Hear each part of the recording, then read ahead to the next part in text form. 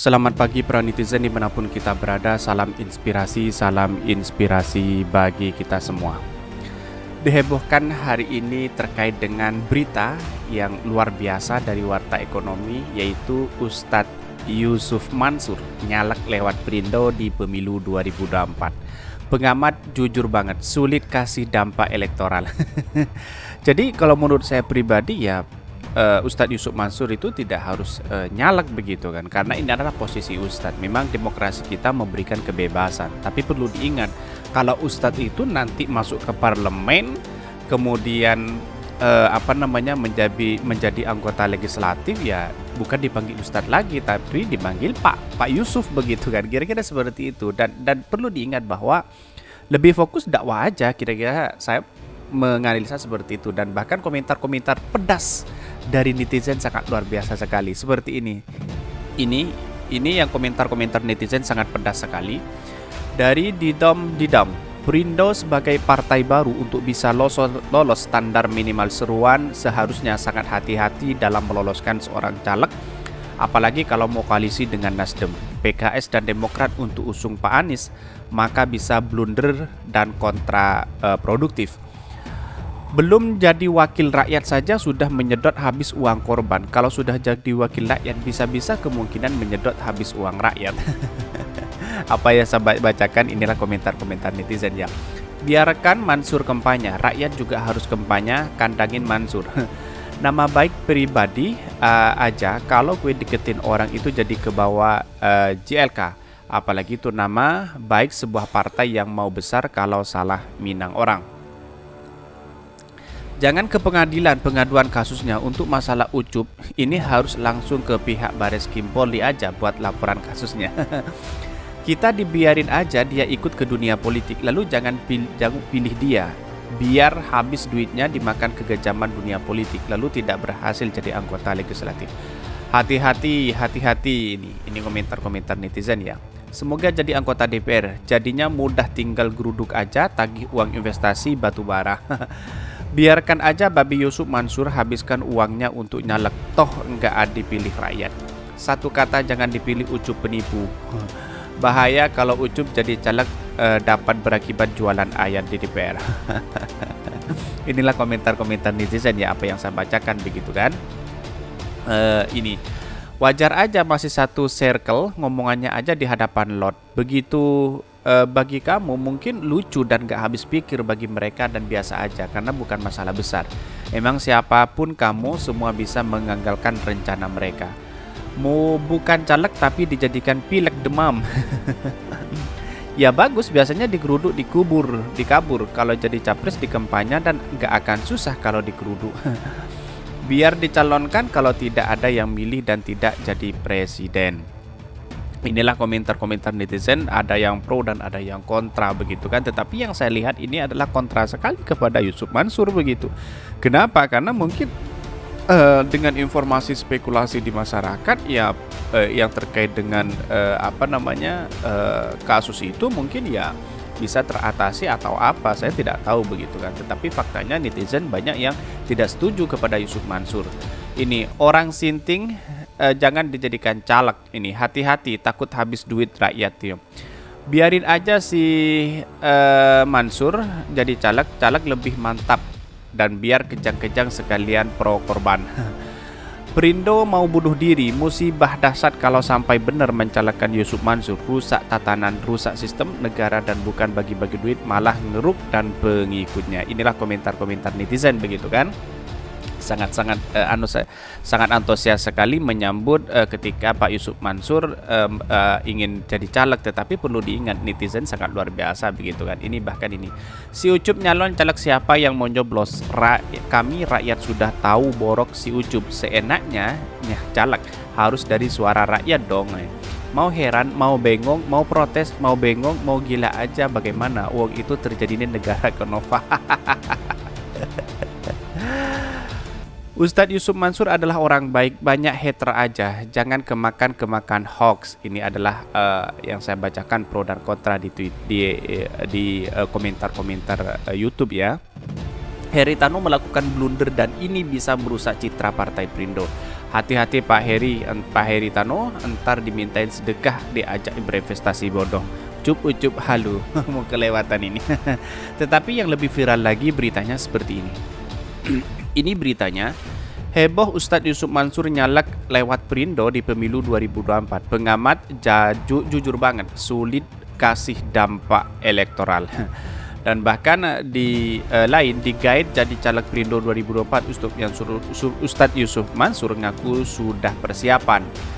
Pas deh, tapi ya mau doa-doa dulu, katanya begitu. Tetapi ini yang saya kutip dari Warta Ekonomi ya. Mari kita baca bersama-sama dan analisa bersama-sama seperti apa caleg Yusuf Mansur benar apa tidak begitu.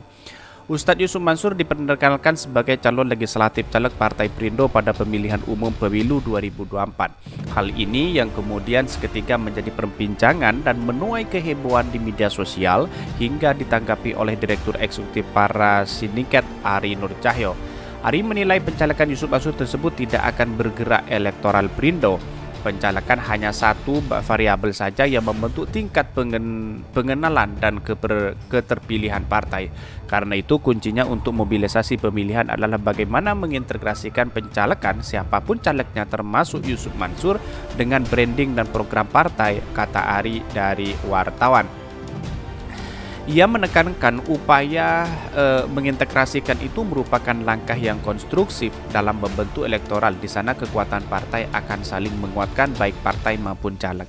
Tetapi perlu diingat menurut saya pribadi ya, Yusuf Mansur tidak usah nyalek dari partai manapun begitu kan. Ini kan seorang ustadz, lebih baik fokus kepada menyampaikan ceramahnya aja tentang agama-agama Islam begitu kan. Ini perlu diingat ketika ada ustadz lalu kemudian dekat dengan pemerintah, bukan mendukungnya tetapi dekat dengan pemerintah, ya bisa saja inilah yang kemudian menjadi catatan penting kepada demokrasi, bahwa bangsa kita itu dibangun oleh para ulama, para habaib dan sebagainya begitu kan. Kalau hanya mendukung pemerintah ya tidak menjadi masalah dalam demokrasi kita, tetapi orang-orang sebagai ustadz dekat dengan penguasa, itulah yang kemudian menjadi catatan penting. Ada ulama ada ulama bermacam-macam begitu kan. Inilah yang tidak diinginkan mungkin dari masyarakat seperti itu. Tetapi pertanyaan publik, apakah ketika Yusuf Mansur ini mencalonkan calon anggota legislatif, apakah netizen atau publik bisa memilih beliau? Ini menjadi catatan penting begitu. Apalagi di saat sistem pemilu profesional terbuka seperti saat ini, Ari menilai pencalekan hanya merupakan salah satu variabel dari keterpilihan untuk elektabilitas partai. Selain itu dibutuhkan program yang baik dan branding partai yang bagus. Dari keduanya, yakni daftar caleg dan branding partai ditambah rekam jejak partai, yakni itu yang akan menjadi variabel sangat menentukan keterpilihan partai. Dan bahkan disebutkan ini branding dan program partai membentuk image dan persepsi pemilih tentang tingkat pengenalan partai, baru kemudian ke arah tingkat keterpilihannya. Karena itu ia berpesan partai saat ini tidak bisa hanya mengandalkan ketokohan calon-calon secara instan. Diakui hal itu memang bisa sementara mengangkat atau bergerak keterpilihan atau elektabilitas partai, tapi kalau tidak diintegrasikan dalam branding dan program maka akan sia-sia. Inilah yang kemudian menekankan sejak awal harus disadari bahwa membangun partai bukan segera mengincar elektoral. Banyak pekerjaan yang harus ditempuh sebelum sampai elektoral atau kursi parlemen. Di antaranya adalah menyiapkan kader-kader handal dan berkualitas hingga menjalankan program dirasakan oleh masyarakat itu sendiri. Dan bahkan kalau kita melihat ini ya, Pak Yusuf Mansur seharusnya butuh uang banyak, terus kemudian butuh program, butuh konsep yang matang untuk menjadi calon presiden, menjadi anggota legislatif begitu kan. Karena apa? Karena ini pertama kali apalagi diusung oleh partai Perindo begitu. Maka kemudian Yusuf Mansur ini harus buat program yang dipercaya oleh masyarakat. Tidak hanya kalau berdakwah mungkin dia bisa begitu. Kira-kira seperti itu. Dikait jadi caleg Perindo 2024, Yusuf Mansur ngaku sudah persiapan. Pas deh, tapi ya mau doa-doa dulu. Inilah Inilah kalau seorang ustadz kemudian menjadi caleg, semuanya akan menjadi politik identitas begitu. Ketika memberikan tausiah dikira berkampanye, akhirnya orang yang beranggapan bahwa ini adalah politik identitas, kira-kira seperti itu. Tetapi yang dikutip dari Warta Ekonomi ini, Ketua Umum Partai Perindo Haritano memberikan sinyal akan menggait Yusuf Mansur menjadi calon legislatif dan pemilihan umum di 2024 mendatang. Hal ini terungkap dari CEO MMC Group tersebut terang-terangan menyebut nama sang ustadz di acara HUT ke-8 Perindo ini. Terkait hal itu, Yusuf Mansur juga pendiri Pondok Pesantren Darul Quran menyampaikan pihaknya belum putuskan resmi terjun ke politik. Dan bahkan ditanya apa motivasi Yusuf Mansur hingga akhirnya memutuskan akan terjun ke dunia politik praktis, ia mengaku tentu memiliki konsep yang jelas. Di antaranya adalah soal kesejahteraan, menaikkan ekonomi rakyat, soal persatuan kesatuan bangsa dalam keragaman dan kemajemukan. Saya tertawa aja begitu melihat konsep ini. Konsep ini sebenarnya sudah kuno, sudah lama dipakai begitu kan, sudah tidak laku sekali begitu. Karena apa? Karena konsep menaikkan ekonomi, menaikkan kesejahteraan masyarakat itu harus disurvei terlebih dahulu begitu. Kalau ini sah-sah aja punya visi misi seperti ini, tetapi yang sekarang dibentuk, yang dipercaya oleh masyarakat yaitu adalah sebuah konsep prestasi yang pernah pengalaman dalam dunia pemerintahan. Tetapi kalau Pak Yusuf belum pengalaman terus kemudian terjun ke caleg, nggak apa-apa sebenarnya membawa visi ini, tapi saya kira ini sia-sia karena di elektoral itu tidak hanya Yusuf Mansur, banyak yang dihadapkan dengan problem luar biasa begitu kan. Kira-kira seperti itulah. Jadi kalau saran saya pribadi ya mending Ustadz Yusuf Mansur fokus kepada dakwah aja begitu. Kepada bisnis aja begitu. Kira-kira seperti itu. Yusuf Mansur juga mengaku sudah mulai mempersiapkan diri sebelum restu dijawab, di mana diakui dia dalam beberapa bulan terakhir dirinya sudah berusaha membulatkan keputusan soal pencalonan legislatif. Bila akhirnya memastikan menjadi caleg Perindo, Yusuf Mansur berharap ini sebagai bagian dari ladang dakwah lain, yakni selain berbagai bidang dakwah yang selama ini geluti seperti di bidang pendidikan, bisnis, dunia pesantren lainnya, karena ia menilai bidang politik juga bisa menjadi bagian dari dakwah tersendiri. Bahkan semua gerakan rumah tahfidz dakwah pesantren juga bisa saya bawa menjadi lebih kuat bersama kawan-kawan di seluruh tanah air juga, di mana kompetisi ini di wilayah saya ya tetap ruang lingkup imbuhnya. Jadi menurut saya pribadi kesimpulannya hanya satu, ketika Pak Yusuf Mansur ingin menjadi calon caleg Perindo di 2024, setidaknya ya punya visi besar, punya uang besar, punya pengalaman besar, tidak hanya membawa visi dan misi, karena pada hakikatnya nanti di elektoral itu akan berdampak yang luar biasa yang kita hadapi begitu. Apalagi ini partai baru begitu, uangnya harus banyak juga begitu kan, kira-kira seperti itu. Bahkan kalau kita melihat rekam jejak Yusuf Mansur, publik bisa menilai sendiri seperti apa. Tetapi perlu diingat bahwa ini adalah soal dakwah Yusuf Mansur. Nanti akan kalau politik dengan dakwah ya tidak apa-apa, menjadi satu dia tidak menjadi masalah. Tetapi ketika Pak Yusuf Mansur ketika berdakwah itu dianggap kampanye dan bahkan dianggap politik identitas, karena mayoritas sekarang lagi trennya seperti itu begitu kan di dunia Indonesia hari ini begitu.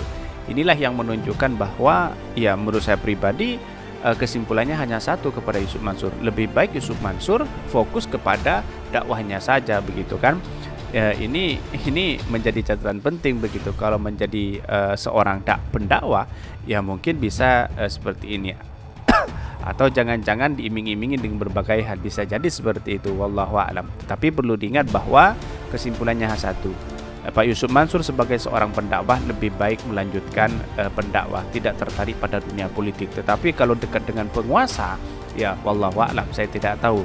Seperti yang dikatakan oleh para ulama terlebih dulu, dia mengatakan bahwa ada ulama yang memang ada ulama ada ulama bermacam-macam. Kira-kira seperti itu.